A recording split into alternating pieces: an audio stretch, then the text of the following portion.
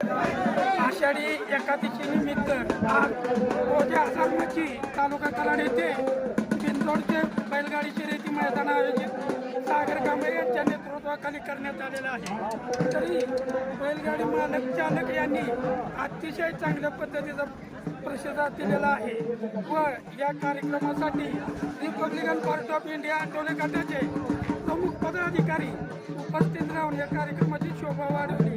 याबद्दल पहिल्यांदा मी त्यांचा आभार व्यक्त करतो व सर्व चालक मालक बैलगाडी संघटनेचे अध्यक्ष यांचे सुद्धा मी आभार मानतो। हा जो कार्यक्रम आज राबवलाय तुम्ही बैलगाडा शर्यत, हा सातारा जिल्ह्यापुरता का महाराष्ट्रामध्ये किंवा किती राज्यातले लोक या ठिकाणी आलेत? हा कार्यक्रम ऑल महाराष्ट्रातच असतो।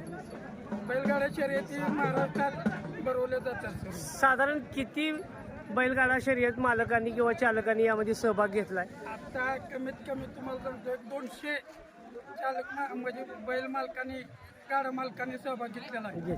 धन्यवाद। सातारा जिल्ह्याचे युथचे अध्यक्ष माननीय जीवनजी विरकायदे आणि त्यांचे भाचे सागर कांबळे यांनी या ठिकाणी बैलगाडा शर्यतीचे आयोजन केलेलं आहे। या बैलगाडा शर्यतीच्या आयोजनाच्या निमित्तानं पार्टी ऑफ इंडियाचे आमचे सवंगडी सगळे सहकारी विलेजी गाडीकडे आलेले आहेत। पर्यावरण आघाडीचे उत्तमजी कांबळे आहेत, उत्तरचे अध्यक्ष माझ्याकडे विश्वासजी मोहिते आहे, समोर माझ्या कॅमेरामध्ये संपादक नितीनजी आवळे आहेत आमचे पर्यावरण आघाडीचे, जुबईजी मुजेवर आमच्या आरोग्याचे काय सर्व कार्यकर्त्यांनी या ठिकाणी अतिशय मोठा कार्यक्रम घेतलेला आहे आणि असे मोठमोठे कार्यक्रम झाले पाहिजेत। मी जीवनजी विरकायदे आणि त्यांच्या सर्व टीमला या ठिकाणी पक्षाच्या सातारा जिल्ह्याच्या वतीनं नेते रामदासजी, राष्ट्रीय अध्यक्ष आमचे रामदासजी आठवले, केंद्रीय मंत्री त्यांच्या वतीनं, जिल्ह्याचे अध्यक्ष सन्माननीय यशवंतराव बापू गायकवाडांच्या वतीनं हार्दिक शुभेच्छा देतो। धन्यवाद।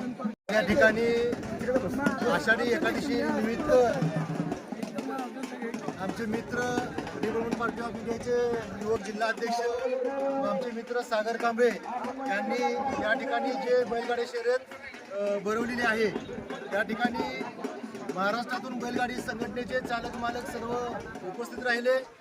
आमचे मित्र यांनी पार्टीचे सर्व पदाधिकारी यांना या ठिकाणी बोलवून त्यांचा उचित असा सन्मान केला, त्याबद्दल मी त्यांचे मनापासून आभार मानतो आणि